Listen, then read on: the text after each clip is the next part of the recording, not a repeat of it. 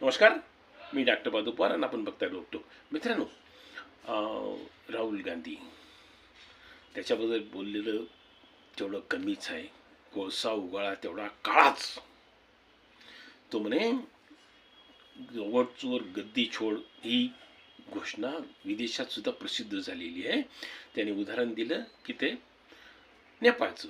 पण तिथं काय म्हटलंय, चोर म्हटलंय, ते सत्ताधाऱ्यांना चोर म्हटलंय. त्यांनी वोट चोर असं नाही म्हटलेलं आहे. त्यांनी चोर आहेत, ते भ्रष्टाचारी आहेत, त्यामुळे त्यांनी सत्ता सोडा असं म्हटलेलं आहे. आणि हा तो जो ते श्रेय घेतोय की ते माझी गोष्ट नाही, यांनी बांगलादेशापासून घेतलेली आहे. ते बांगलादेशांनीच शेख हसीनाच्या विरुद्ध वोट चोर गद्दी छोड घोषणा दिली होती. ही त्यांनी उचललेली आहे आणि तो ती त्याची असं खपवतोय. आणि तो पुढे म्हणतोय की आम्ही हा प्रश्न उठवतच राहणार आहे आणि भारतभर चालूच ठेवणार आहोत वोट चोर गद्दी छोड. तर त्याच्यावर गुन्हे दाखल झाले पाहिजे. बाबाने वोट चोरी झाली ना, तू सिद्ध कर, नाही तर तुरुंगात जा. हा सगळ्यात चांगला मार्ग आहे. हा सोपा मार्ग आहे. आपल्या संविधानाने तो अधिकार दिलेला आहे. त्याच्याविरुद्ध गुन्हे दाखल झाले की त्याचं सरळ सरळ पळ काढतो, माघार घेतो, क्षमा मागून मोकळा होऊन जातो. आपण बघितलेलं आहे. त्याला परत एकदा ती क्षमा मागायला आली पाहिजे. त्याशिवाय तो ही जी अभद्र घोषणा, ही असभ्य घोषणा, ही जे असंवैधानिक त्याचं जे वर्तणूक आहे ते सुधारण्याच्या पलीकडे आहे.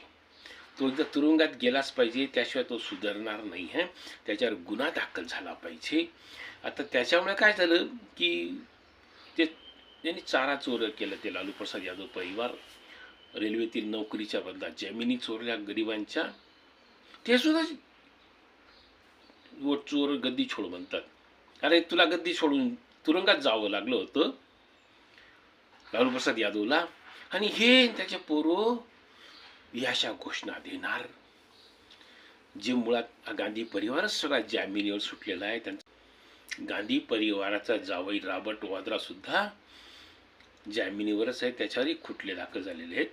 हेच मुळात चोर आहेत ते, आणि हे चोरीच्या घोषणा देणार.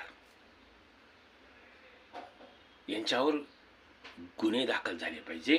बाबा एक सिद्ध कर, खरोखर मतं चोरी झालेली आहे, नाहीतर माफी माग, नाही तर तुरुंगात जा.